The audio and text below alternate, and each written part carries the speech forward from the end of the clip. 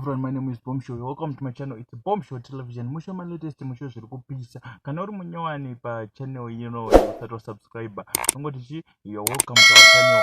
Asi nganditende ma returning subscribers vari kusubscriber each and every day. Our channel is growing, guys. Tamu 7,000 ma subscribers. Saka tineka promotion kati kuti kana une business rako isa mu comment section usangane nechi nevanofarira zvaunoita ungosangana nema customers. Asi kana uchida kuti tikuitire mudiginyira wacho unotibata pa number dzedu dziri pa description ye channel kana mu description ye this video tokuita se tokumakitira masini ese. Saka ndisandanyanya kupedza nguwa, rega tipinde munyaya sezvairi. Pane nyaya yakambotenderera ichinzi mwana ane 9 years old aita se akaitiswa nhumbu nababa vake, ende baba vacho vakambotaura zvakawanda vachiti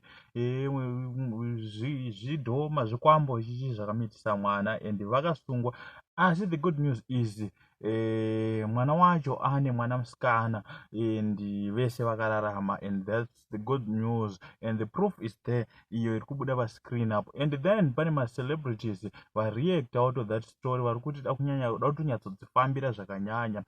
Maichitiwo vane post yavo and madam boso futi vane post yavo. Mapost acho ndo ari kubuda pa screen apo, vari kutaura kuti da kutombodzifambira more kudarika izvozvo. Saka ndonyaya nayo muzuva ranhasi.